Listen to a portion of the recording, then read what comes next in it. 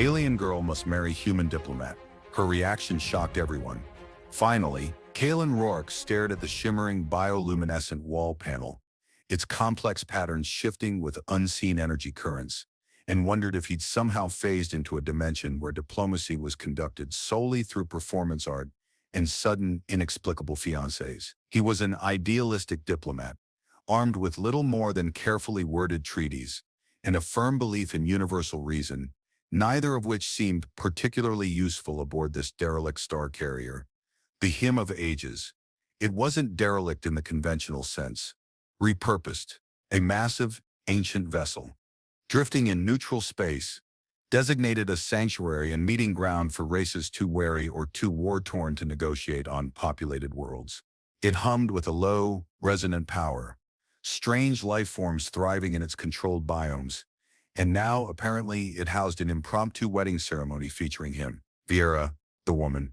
If woman was the right term for a being whose eyes glowed with a faint internal light, and whose skin shifted colors in response to emotional state, stood across the vast, echoing chamber. She was the heiress of the Aethel, one of the primary factions utilizing the hymn as a base. Her people were renowned for their stoic reserve and complex ritual law, qualities Kalen had spent weeks studying from dry data slates. None of those slates had mentioned anything about a human diplomat being spontaneously selected as a mate. The chamber, the Nexus Core they called it, felt sacred. Runes pulsed on the floor, mirroring the wall panels, and the air vibrated with a low thrum that seemed to resonate deep in Kalen's bones. Around them stood Aethel elders, their faces hidden behind intricate, shimmering veils, and a contingent of Viera's guard, armored figures whose stances spoke of rigid discipline.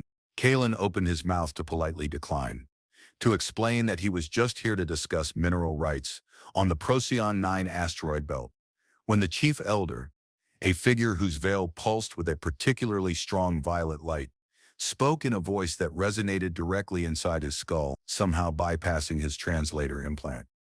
"He is the resonator. The bond mark has appeared." Kalen looked down at his left wrist.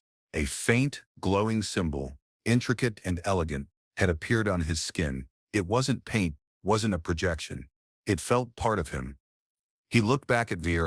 Her luminous eyes, usually a cool, calm blue, were now tinged with a startling crimson around the edges. Her skin, typically a soft, pearlescent white, held a faint, restless shimmer. She wasn't looking at him, but at the bond mark on his wrist. Her knuckles, gripping the hilt of the ceremonial spear she carried, were white. The elder's voice, calmer this time, though still internal, addressed Viera. "Paris, the resonance has chosen. The pact demands it. You must take him." Kalen finally found his voice. "Take me. Look, I think there's been a misunderstanding. I'm Kalen Rourke, Earth Diplomatic Corps. I'm here to negotiate." Viera cut him off, her voice low, resonant and utterly devoid of inflection, a stark contrast to the visible turmoil she was suppressing. "There is no misunderstanding, Resonator Rourke." Her eyes finally met his, and Kalen felt a jolt, not just of surprise, but something deeper, a faint echo in his own mind. "The bond mark is undeniable. The ancient pact, it requires a resonance match to fulfill the prophecy of the stellar anchor. It has chosen you." Kalen blinked. "Prophecy? Stellar anchor? I thought this was about mineral rights." A ripple, not of laughter, but something akin to surprised vibration, went through the veiled elders. Viera's skin shimmered a little brighter. Then, astonishingly, a corner of her mouth, sculpted and alien, curved upwards in a faint, almost imperceptible smile. She looked not at the elders but at Kalen, and her voice, though still formal, held a new, startling quality. "It is about survival, Resonator. For my people, for this vessel, for the pact that holds the very fabric of our existence together. And for me." She paused, and the crimson edges in her eyes flared. Then she spoke the words that echoed in the chamber, silencing even the resonant hum of the ship, and shocking every veiled elder and armored guard present. Finally, Kalen felt the floor dip slightly beneath his feet. Or maybe it was just the sudden tilt of his internal equilibrium. Finally what?" he asked, the absurdity of the situation finally piercing the diplomatic calm he tried to maintain. He was supposed to be presenting his credentials to a council of elders, not getting spontaneously ritually bonded to their heir apparent in what felt suspiciously like a sci-fi shotgun wedding. Vieira stepped closer, her movements fluid and precise. Despite the barely contained shimmer on her skin, the crimson around her eyes had softened, but the intensity in their luminous depths was breathtaking. Finally, she repeated, her voice still low, the waiting is over. The uncertainty ends. For cycles, we have guarded the Nexus core, monitoring for the resonance. The pact foretold it would appear when the convergence neared. When the stellar anchor threatened to fail, she gestured towards the pulsating core of the chamber, which seemed to pulse in time with the symbol on Kalen's wrist. You are the convergence. The anchor can now be secured. Kalen ran a hand through his hair, feeling completely out of his depth. Wait, back up. Convergence? Stellar anchor? Was this why you guys live on a broken-down spaceship instead of a planet? Are you saving the galaxy? Because I'm really more of a paperwork and negotiation guy, not a galaxy-saving guy. My hazard pay doesn't cover universal constants. A few more veiled figures pulsed with that odd vibration. Vieira remained impassive, though her shimmering intensified subtly. This vessel, she said, her gaze steady, is not broken. It is dormant.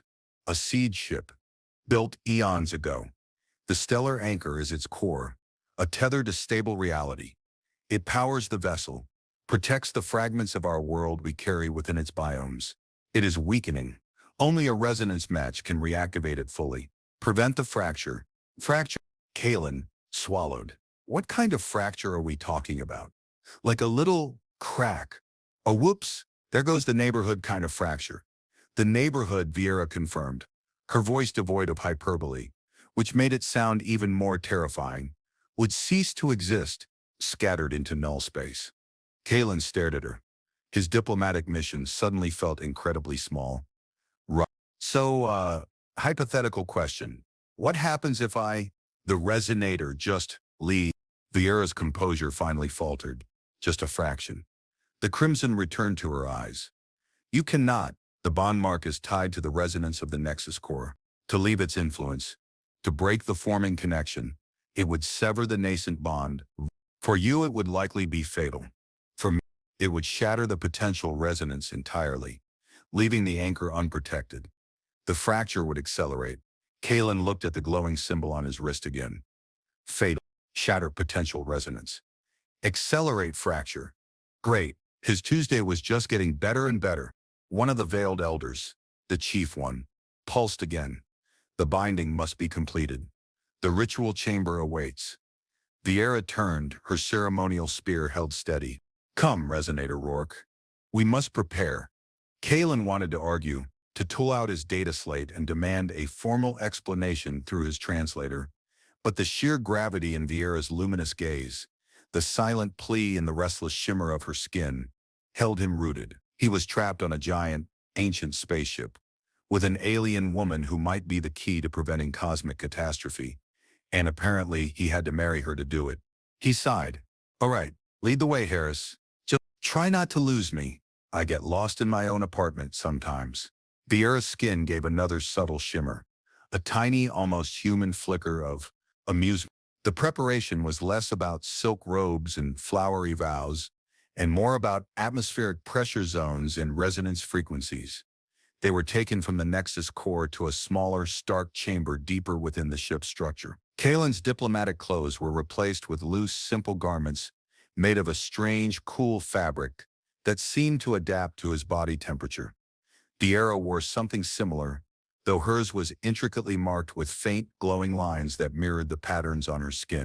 The air in the chamber was different, thicker, carrying a faint, metallic scent and a deeper hum. Two veiled aethal attendants were present, their movements silent and precise. They applied cool, viscous pastes to specific points on Kalen's and Vieira's skin, particularly around his wrist and her chest, where a similar, though dormant, mark was visible. As the paste touched Kalen's bond mark, it flared brighter, sending a strange, tingling sensation up his arm. Vieira watched him carefully, her luminous eyes tracking the reaction. The resonance, "It is strong in you," she stated, her voice losing some of its formal stiffness in the smaller, more intimate space. Unexpectedly strong for one who has not trained since hatching. Kalen blinked. Hatching? I'm 32, and the only training I've had is how to survive embassy cocktail parties. Does that count? Vieira's mouth curved again, that small, alien smile that did strange things to Kalen's perception of her stoic facade. It seems the resonance cares little for cocktail parties or species. She motioned towards the center of the chamber, where a circular platform glowed with a soft, internal light. We will stand there. The ritual requires the alignment of our core energies. The paces facilitate the harmonic lock. Harmonic lock. Right. Kalen nodded, trying to like this was just another Tuesday. So what exactly happens during this harmonic lock? Is there a ring exchange? Speeches? Awkward dancing?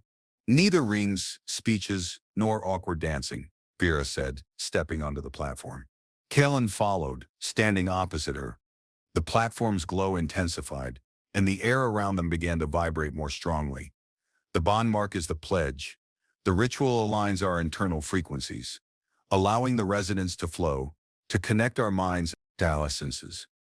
It is how the siege ship recognizes the anchor is secure. Kalen felt a growing pressure behind his eyes, a faint buzzing in his skull.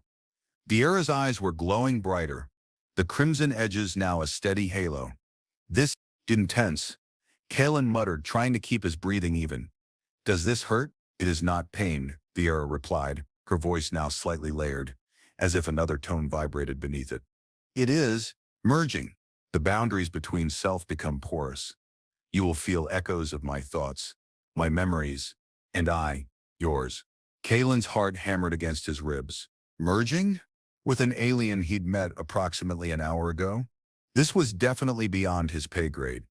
As the platform's light flared into a soft, enveloping shroud, he looked into Vieira's luminous eyes.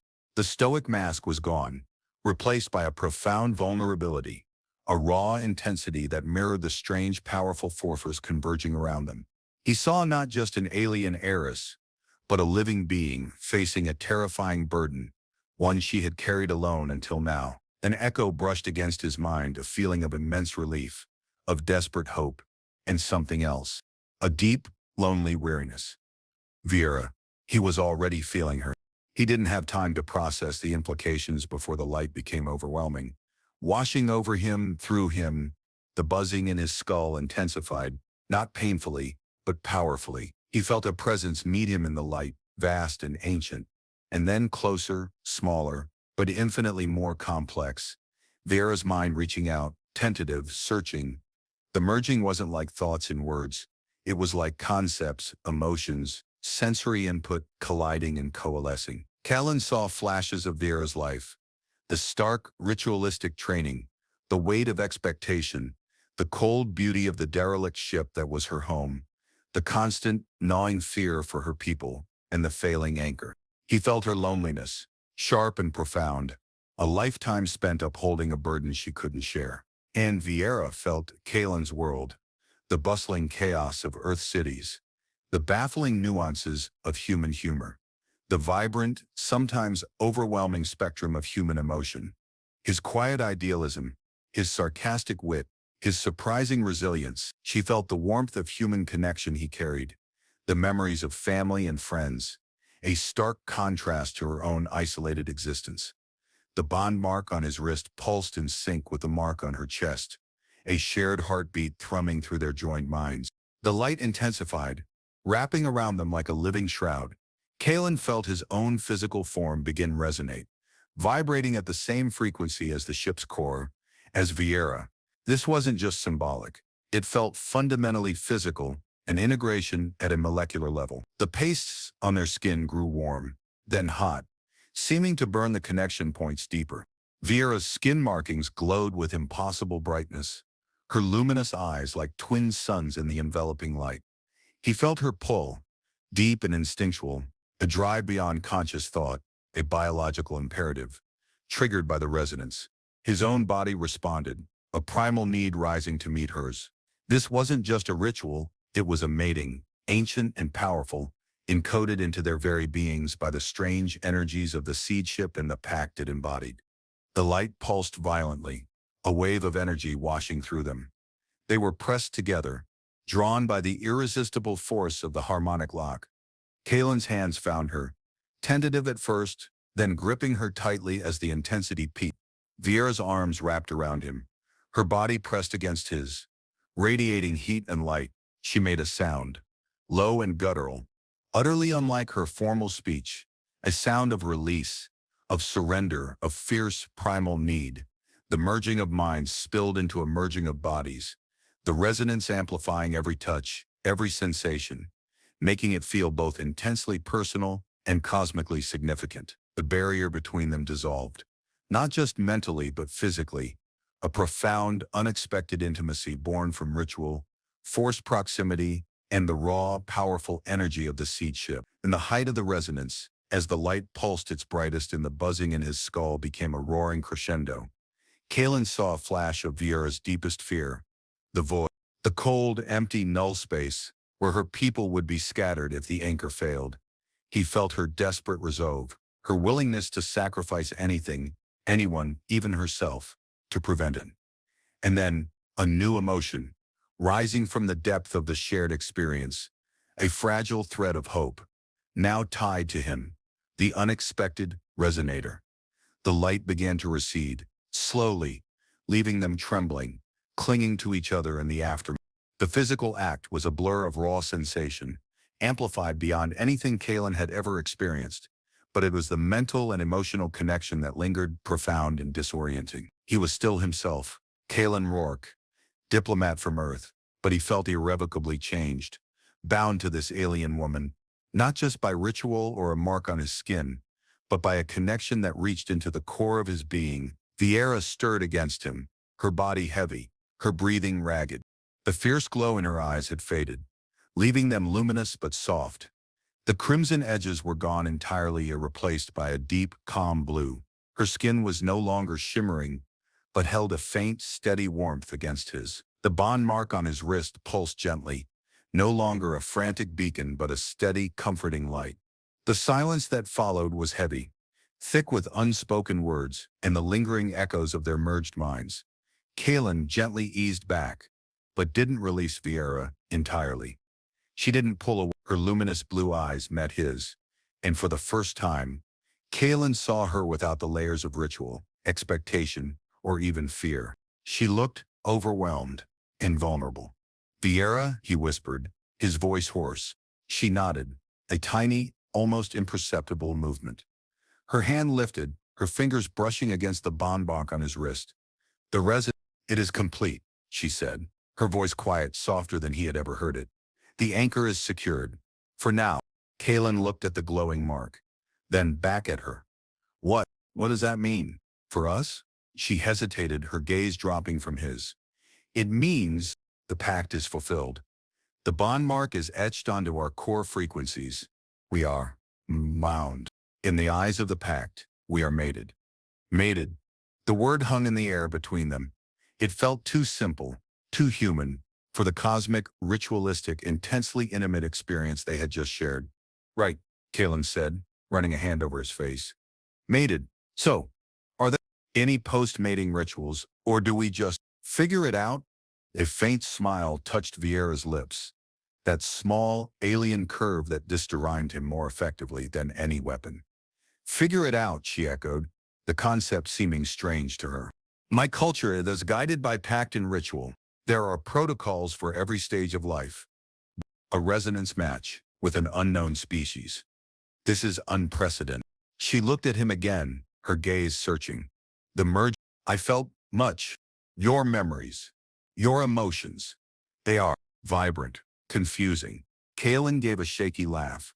Welcome to being human, I guess. It's mostly confusing. The chamber door hissed open, the chief elder, their veil still pulsing, entered, followed by a contingent of guards. The elder's internal voice resonated, colder now, more demanding. The binding is complete. The resonator and the Eros are one. The anchor is stabilized, but the threat remains. Threat, right? The rival faction.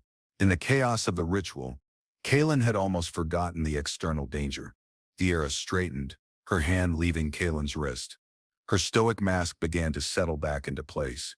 But Kaylin saw the subtle tremor in her hand, the way her luminous eyes held a hint of exhaustion.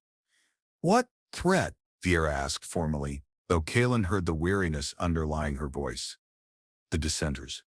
They sought to prevent the binding, believing the fracture was inevitable, the siege ship doomed.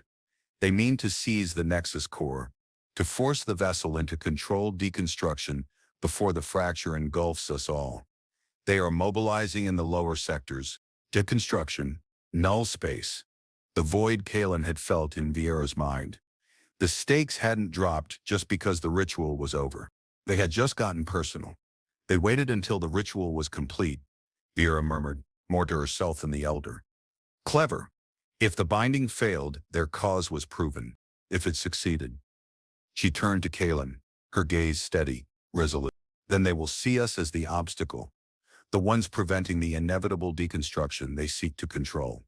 Kaylin pushed himself fully upright. He was a diplomat. His job was negotiation, not combat, but he also had a glowing mark on his wrist, a merged mind, and a bond with a woman who was clearly in danger because of him. "All right," he said, his voice firmer now. "Lower sectors, you say. Are we talking stern look and a strongly worded letter, or grab a pointy stick?" Viera picked up her ceremonial spear. Its tip glowed with a soft light. "Grab a pointy stick," resonated, "and perhaps learn how to use it." They moved through the ancient corridors of the Hymn of Ages, a strange pair, the human diplomat with a glowing wrist mark, and the alien heiress with a ceremonial spear that was clearly also a formidable weapon. The ship, previously humming with resonant energy, now felt tense. The low thrum was still there but laced with discordant vibrations. Kaylin, despite his diplomatic training, found his instincts sharpening. His senses, perhaps enhanced by the resonance, picked up faint sounds, subtle shifts in the environment he wouldn't have noticed before.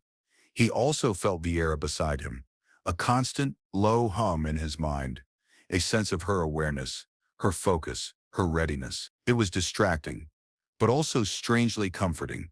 "So, dissenters," Kaylin said quietly as they moved through a vast, empty cargo bay, their footsteps echoing. "Are they like a political opposition party, or full-blown terrorists?" "They are a bloodline," Viera replied, her voice low and guarded. "The Kavian. They have always favored pragmatism. They believe the pact and the prophecy are myths, that clinging to this vessel is folly. They have gathered others to their cause, those who have lost faith, those who crave control." "Right, pragmatists trying to disassemble the ship that's holding reality together." "Got it. Sounds like a fun bunch." Kaylin glanced at her. "Do they know about the bond mark? About the resonance?" Viera gripped her spear tighter. "They will know the anchor is stabilized. They may suspect the binding succeeded. They will not know the nature of the resonator, sort of the depth of the resonance."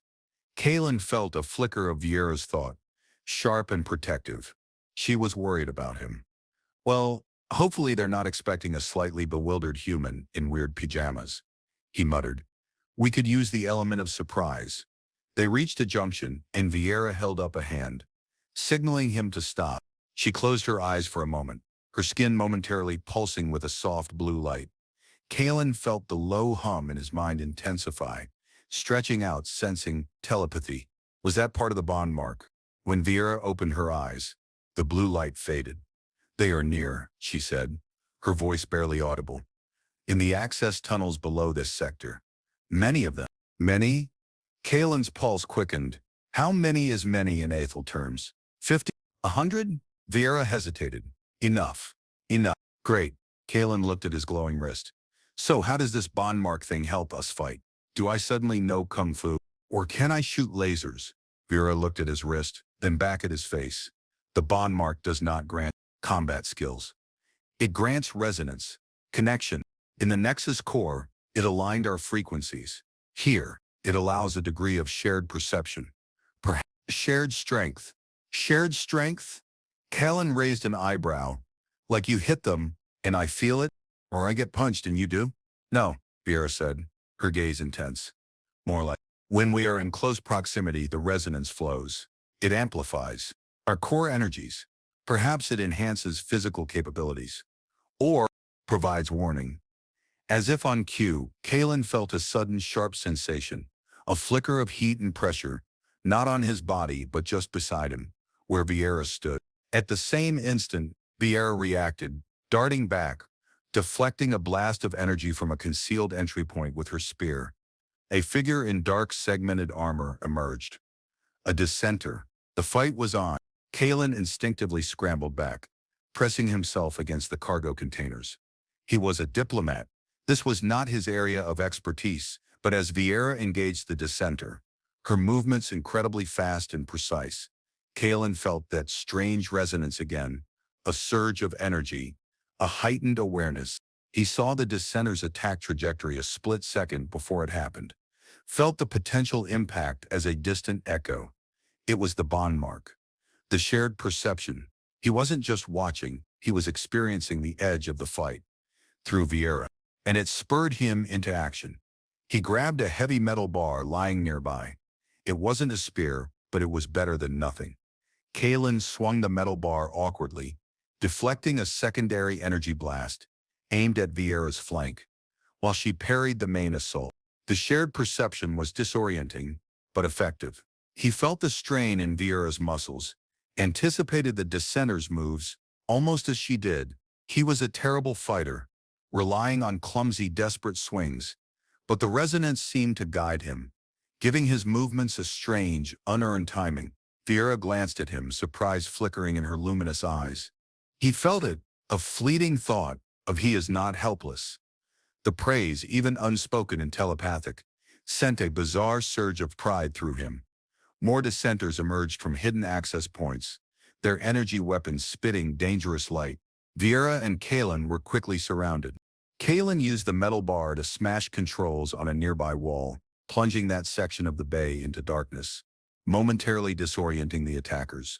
Vieira used the cover, moving with lightning speed, her spear a blur of motion, deflecting blasts, disabling weapons, striking with lethal precision. The bond mark pulsed violently now, fueled by adrenaline and danger.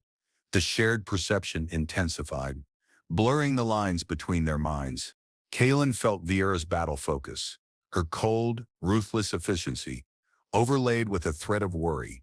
For him, he tried to send back reassurance, a clumsy jumble of determination and sarcastic resolve, hoping she'd pick it up through the chaos. One dissenter got past Vieira, lunging towards Kalen. Kalen reacted purely on instinct, amplified by the resonance, dodging the strike and bringing the metal bar down on the attacker's weapon. Sparks flew, and the weapon sputtered, dead. The dissenter recoiled, surprised by the human's unexpected defense. Before the dissenter could recover, Vieira was there, her spear tip glowing, delivering a precise, disabling strike. The attacker slumped to the ground. Nice one, Diplomat, Vieira said, her voice tight with exertion. Kalen leaned against a container, breathing heavily. Just winging it. The mark helps. It amplifies, Vieira confirmed, scanning the remaining dissenters. They were regrouping, wary now. Our combined focus, Senate, creates a localized resonance field. It disrupts their targeting. So, basically, we're a walking EMP, Kalen quipped, trying to ignore the shaking in his hands. Good to know my body can finally do something useful besides hold coffee. More dissenters advanced. The fight became a desperate dance. Vieira as the lethal core, Kalen as the unpredictable, resonant shield, deflecting attacks, creating distractions, relying entirely on the shared perception and the strange energy flowing between them. They fought their way towards a heavy blast door at the far end of the bay, their objective the access tunnels beyond. Each step was contested, each deflection, each strike, a shared experience through the bond mark.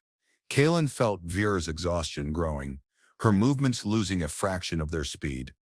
Vieira, he gasped, dodging an energy bolt that singed the air beside his head. Can you take much more of this? As much as is needed, she replied, but her voice was strained. The Nexus core, it is close to the tunnels. We must reach it. The resonance is strongest there. It may provide an answer.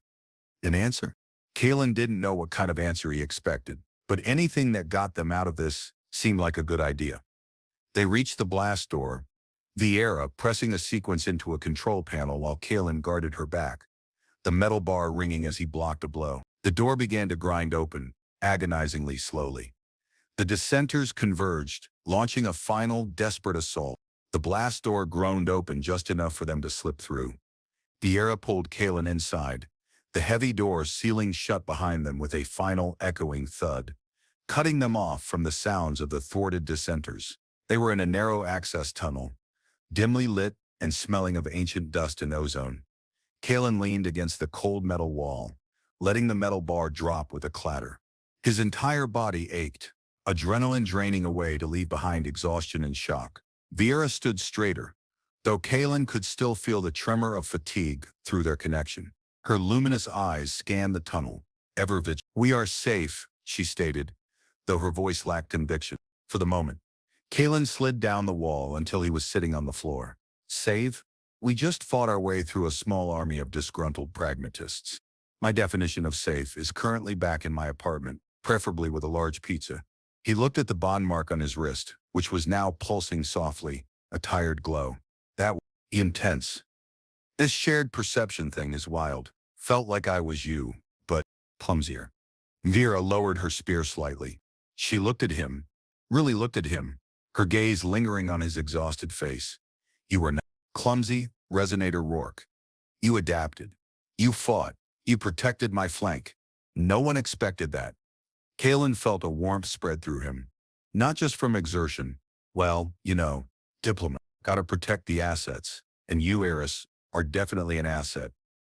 A faint curve touched her lips again. "You use strange words."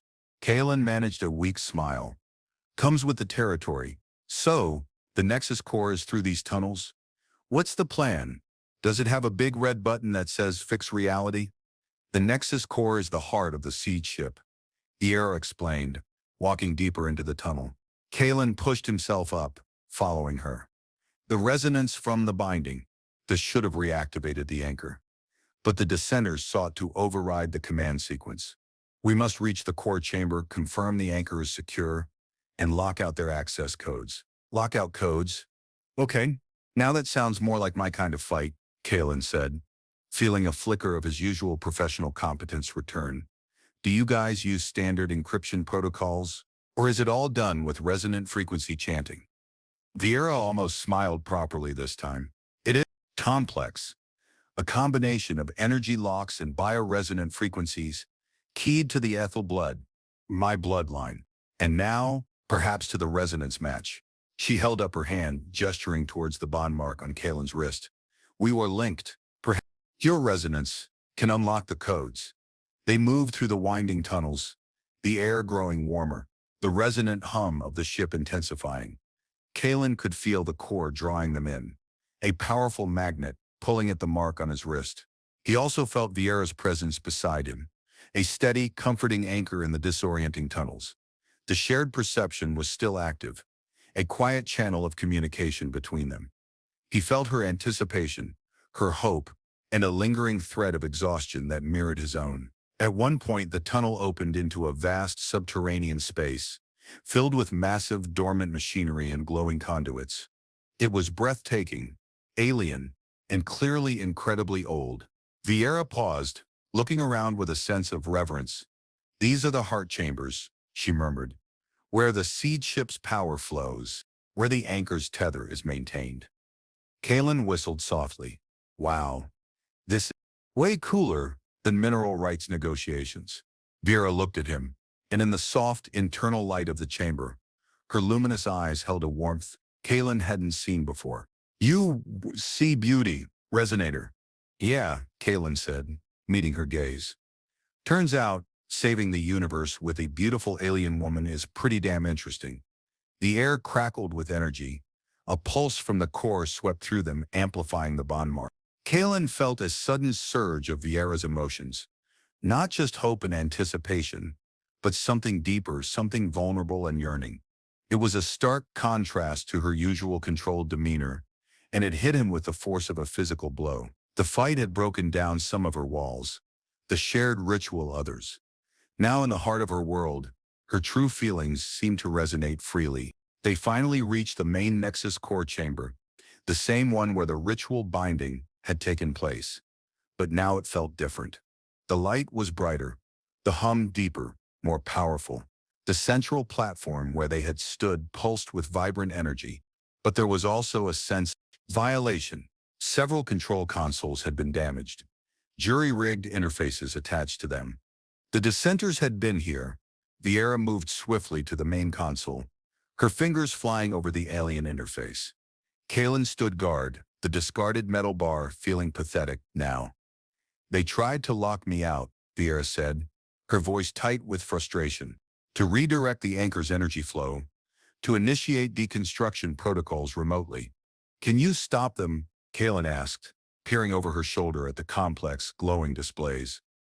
"I need to override their access," she replied, her brow furrowed. "The controls are locked. The bloodline key. It is not enough." She looked at the bond mark on his wrist, then at her own chest where the dormant mark pulsed faintly in response to the core's energy. "The resonance," she murmured. "It must be keyed to the resonance of the binding." "Okay," Kalen said, stepping closer. "What do I do? Are they resonate harder?" Vieira almost laughed. A small, breathy sound. "Perhaps place your hand on the console, where the resonance is strongest." She guided his hand to a section of the console that pulsed in sync with his bond mark. As his palm touched the surface, the glowing patterns on the console shifted, responding to the energy from his wrist. Vieira placed her hand beside his, covering the mark on her chest with her palm. The resonance surged, flowing from the core, through them, and into the console. Kalen felt their connection amplify, their minds touching again, clearer this time, without the disorientation of the initial merging. He saw the lock mechanisms in the console, complex layers of energy and frequency, like intricate alien puzzles. He saw the dissenter overrides, crude and disruptive. And he felt Vieira's intent, pure and powerful, to secure, to protect, to lock them out. "Focus," Vieira whispered, her voice resonating in his mind as well as his ears. "Focus the resonance. Will the lock?" Kalen closed his eyes, focusing on the feeling of the bond mark, on the connection to Vieira, on the desperate need he had felt echoing in her mind, the fear of the void, the determination to save her people. He poured all his energy, his will, into that point of connection, into the console beneath his hand. He felt Vieira doing the same beside him, her resolve a tangible force. The console pulsed brighter, the patterns shifting rapidly. Kalen felt a resistance, a counter-force pushing back, the dissenters' override attempting to hold. It was a battle of wills, amplified by ancient technology and alien biology. Vieira gasped, a sharp intake of breath. Kalen felt a jolt, a momentary flicker of pain through their link. "They are pushing back," she murmured. From their central node, he felt her weakening slightly, the long ordeal of the fight and the ritual catching up to her. "Lean on me, Vieira," Kalen said, not just through the link but out loud, his voice firm. "Use the connection. Let's do this together." He focused harder, drawing on his own reserves, pushing the resonance, willing the lock to engage. He felt Vieira's energy flow into him, mixing with his own, amplifying their combined force. The console screamed, not audibly, but in the vibrating air, in the raw energy pulsing around them. The lock patterns snapped into place, one by one overriding the dissenter codes. The crude, jury-rigged interfaces attached to the console sparked and died. A final, powerful surge of energy passed between Kalen and Vieira, solidifying the lock. Then, silence. The frantic pulsing of the console calmed, settling into a steady, soft glow. The resonant hum of the ship deepened, becoming a sound of stability, of power restored. Vieira slumped against the console, breathing heavily. Kalen wrapped an arm around her shoulders, holding her steady. The bond mark on his wrist pulsed, calm and warm. They had done it, together. Vieira leaned into Kalen's embrace, for a moment, a rare display of physical vulnerability. Her luminous eyes, still bright, closed briefly, and Kalen felt a wave of profound relief wash through their link. The weight she had carried for so long, the burden of the anchor, had finally been shared and for the moment, lifted. When she straightened, her characteristic stoicism had returned, but it was softer now, tempered by exhaustion and something else Kalen couldn't quite name. Gratitude? Affection? The anchor is secured, she stated, her voice low but steady. The dissenters are locked out. Their overrides are neutralized. So, Kalen said, not releasing his hold on her entirely. No more cosmic fracturing, no more void. Vieira met his gaze, and a genuine, albeit small smile finally touched her lips. No more fracture. The siege, it is stable. The pact is upheld. Kalen let out a long, shaky breath. Well, that's a relief. Pretty big day. Got ritually married, saved the universe. Might need a nap. Vieira's smile faded, replaced by a thoughtful expression. The pact is upheld. The bond mark is permanent. She gestured to his wrist, the glowing symbol a quiet testament to their ordeal. We are bound, mated. Kalen looked at the mark. It didn't feel like a chain. It felt like a connection. A warm thread tying him to this extraordinary woman, to this ancient ship, to this impossible reality. Judge, he said softly, mate. He still wasn't entirely sure what that meant. Not in the long term, not across species and cultures. But after everything, after the merging, the fight, the shared vulnerability and triumph, the idea didn't seem terrifying anymore. It seemed right. The chief elder and a contingent of guards entered the chamber, their veils no longer pulsing with urgency, but with calm, resonant light. The elder's voice, internal but gentle now, addressed, the resonance is true. The heiress and the resonator have fulfilled the pact. The siege ship is safe. The guards lowered their weapons, and the veiled figures bowed their heads in respect. The heiress stood tall, accepting the acknowledgement, but her hands subtly found Kalen's, her fingers intertwining with his. It was a small gesture, hidden from the others, but through their link, it was a powerful affirmation. The dissenters have been apprehended. The elder continued. Their threat is neutralized. The way is clear for the heiress to lead the Athel into the new cycle. Lead? Kalen murmured to Vieira. You're the boss now. The bond mark signifies the fulfillment of the prophecy, Vieira explained quietly. It marks the heiress ready to assume leadership. The steward of the siege ship. Kalen squeezed her hand. Steward. Sounds important. Do you get a cool hat? Vieira's mouth twitched. There is a headpiece. Ceremonial. She looked from Kalen to the elders, then back to him. The next stage of the pact, the integration. The resonator must be formally accepted into the Ethel community. Consort to the steward. Consort. Kalen had gone from diplomat to accidental husband to consort. His career trajectory was getting weirder by the minute. But as he looked at Vieira, at the intelligence and strength in her luminous eyes, at the vulnerability she had shown him, the fear she had shared, the courage she possessed, consort didn't sound so bad. The days that followed were a strange blend of formal ceremony and awkward domesticity aboard the massive siege ship. Vieira, now formally the steward of the Ethel, was busy with the immense task of stabilizing her people, integrating the dissenters back into the fold, a complex political maneuver Kalen couldn't quite grasp, and initiating the siege ship's long-dormant systems. Kalen, meanwhile, was undergoing his integration. This involved being measured for ceremonial headpieces, no hats, sadly, learning incredibly complex Ethel etiquette that seemed designed solely to confuse outsiders, and trying to explain Earth culture through a translator that struggled with concepts like reality TV and queuing. He still felt the quiet hum of the bond mark, the constant, gentle connection to Vieira. He could sense her presence on the ship, feel the distant echo of her emotions. Verse, focus, but also increasingly a calm steadiness she hadn't possessed before the binding. When they were together, the connection deepened. Sitting across from her during formal meals, which involved eating glowing, nutrient-rich paste with elaborate ritualistic gestures, Kalen felt not just the surface conversation, but the silent dialogue of their bond mark. A warmth, a sense of mutual awareness that transcended language. He found himself looking forward to their time alone, brief moments stolen between Vieira's duties. They would meet in quieter sections of the ship, places Vieira had known since hatching, overgrown biomes teeming with alien flora. echoing libraries lined with glowing data crystals, observation decks, overlooking the silent, star-filled void outside. In these moments, the formal steward and the bewildered diplomat faded away, leaving Kalen and Viera. The intimacy born from the ritual and the shared fight deepened, but slowly, naturally.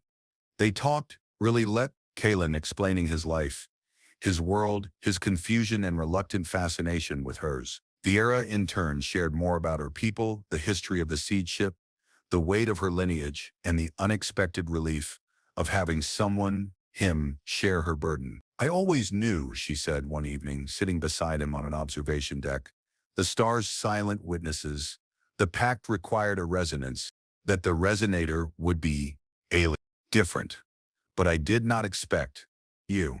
Yeah, well, I didn't expect to end up married to the captain of a universe-saving ark, either, Kalen said dryly. Life's full of surprises, I guess. He looked at the stars. Is this home now? The ship? Your people? Viera looked at him, her luminous eyes reflecting the starlight. My home is here. My people are here. And you are bound to me, by pact, by resonance. She reached out, her fingers tracing the glowing lines on his wrist. The bond mark pulsed under her touch. Do you regret it, Resonator Rourke?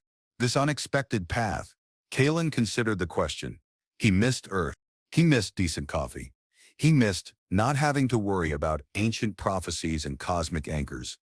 But he also felt a profound sense of belonging he hadn't anticipated. A connection to Viera, to her people, that felt strangely like finding a missing piece of himself. He looked into her eyes, saw the vulnerability, the hope, the quiet strength that lay beneath her formal exterior. No, he said, taking her hand in his. No, Viera, I don't regret it. He might have stumbled into this life, been forced into this marriage by cosmic chance. But he was choosing to stay, choosing her. Life settled into a rhythm aboard the Hymn of Ages. Kalen, the human consort, carved out a unique role for himself. He wasn't a warrior or a technician, but his diplomatic skills, honed on Earth, proved unexpectedly valuable. He became an informal bridge between the Aethel and the few other alien species who still occasionally used the hymn as a neutral meeting ground, translating not just language but cultural nuances, smoothing over misunderstandings, even mediating minor disputes between different factions aboard the ship's sprawling biomes. He was, to his dry amusement, still a diplomat, just operating on a much stranger playing field. His bond mark continued to pulse, a constant, quiet reminder of his connection to Viera. Their shared perception had become a natural part of their lives together, a silent channel of communication, a comforting awareness of the other's presence and state of mind. It added a layer of intimacy to their relationship that was both profound and sometimes, still, slightly disorienting. Their physical intimacy, born from the intensity of the ritual, had developed into something quieter, tender, and deeply connected. It was emerging not just of bodies, but of their linked minds, a shared experience that went beyond human comprehension. Fueled by the resonance of the seed ship and the strength of their bond mark, Viera, the steward, relied on Kalen in ways she couldn't rely on anyone else. He was her confidant, her anchor in the bewildering complexities of interspecies relations and the heavy heaven of leadership. She valued his insights, his different perspective, his sometimes ridiculous, but always genuine humor that could break through the solemnity of Ethel life. He was the unexpected variable that had saved her world, and in doing so, had been an indispensable part of it. You are content, Resonator Rourke, Viera asked him one evening as they walked through a lush bioengineered forest biome within the ship, the air warm and fragrant. Kalen smiled. Kalen. You can call me Kalen, Viera. We're married, remember? The pact acknowledges the binding, Viera said, though her tone was soft. But formality, it is ingrained.